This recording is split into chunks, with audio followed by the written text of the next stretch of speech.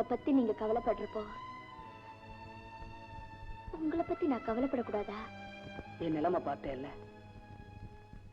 ஒரு பட்டை மரத்தோட பச்சை மரத்தை ஒட்டு போட முடியுமா? மரம் வேற, மனுஷங்க வேறத்தான். பொன்னி, நீ ஒருத்தனை கல்யாணம் பண்ணிக்கிட்டு சந்தோஷமா வாழணும்னு ஆசைப்படுறம்மா. அத்தா. ஆமாம்மா, நான் இன்னும் கொஞ்ச நாள்ல இந்த இழுப்புனாலேயே என் இளமை போய் என் அழகு போய் கடைசியில ஆளும் போயிடுவேன். ஆனா ஆனா நீ வாழணும் அம்மா, மகராசியா வாழணும்.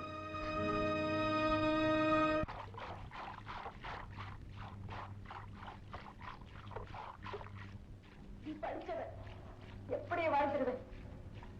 ஆனா அத ஒரு துணையை நம்பி படிக்கவும் இல்லடி. நான் இன்னும் கொஞ்ச நாள்ல இந்த இழுப்புனாலேயே என் இளமை போய் என் அழகு போய் கடைசியில ஆளும் போயிடுவேன்.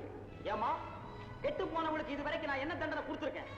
தலைய மொட்டை அடிச்சு கண்மணி செம்புள்ளி குத்தி கழுதை மேல ஏற்றி ஊர்வலமா கொண்டாடணும்.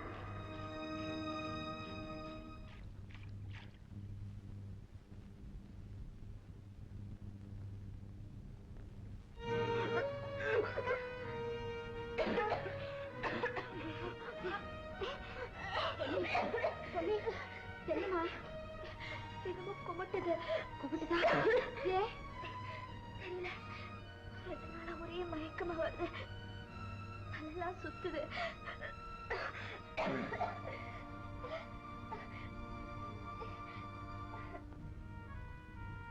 பொன்னி, பொன்னி, மருத்துவ வச்சு வந்திருக்கா, கை நீட்டுமா. நாட்டு வைத்தியம் எனக்கு பிடிக்காது. இந்த வைத்தியம் பார்த்து பிறந்தவதாண்டி நீ, கைய நீட்டு. என் உடம்பை பத்தி எனக்கு நல்லா தெரியும். இந்த பொம்பளைய கூட்டிட்டு நீ போ. வாந்தி மயக்கம்னு பார்வதி சொன்ன. நம்ம டாக்டருக்கு சொல்லி மருந்து வாங்கிட்டு வந்திருக்கேன். இந்த மருந்துக்கெல்லாம் என் நோய் நீங்காது.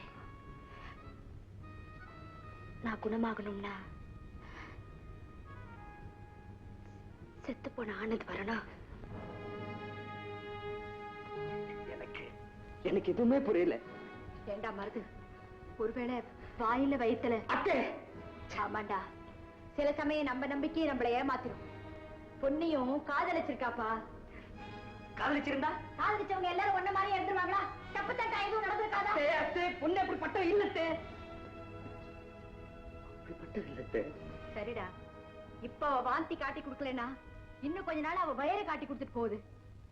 ஏண்டா, இனிமே அடுத்த பஞ்சாயத்து நம்ம வீட்டுல தானே?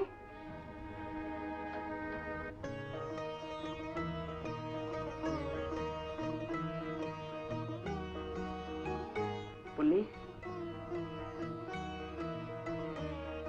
இந்த கற்பூரை தடைச்சு சொல்ல, உன் உடம்புக்கு என்ன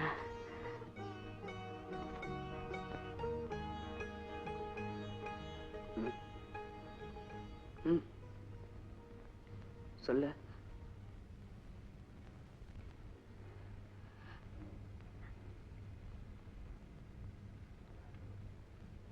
நான்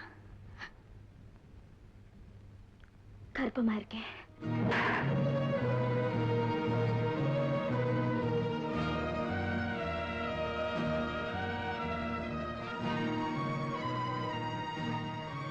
நிஜமாவா?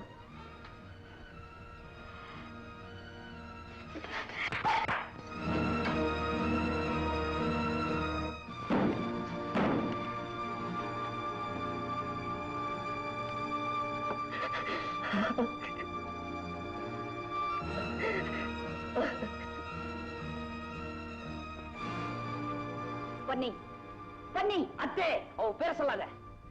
ஏண்டா? நீ சொன்னது நடந்து போச்சத்தே. அவ செல்லா காசாயிட்டா. அவ இங்க இருக்கிறதை விட எங்கயாவது போய் சாகட்டும். ஐயோ, பட்டணத்து படிப்பு இப்படி ஆயிடுச்சா?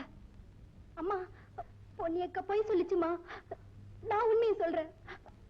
அது கற்பம்ல நடிச்சது. நடிச்சாளா? என்னாச்சு? உனக்கு வலிப்பு நோய் வந்துட்டதால எந்த பொண்ணு உன்னை கட்டிக்க மாட்டா. என்னது மருதுவுக்கு வலிப்பா?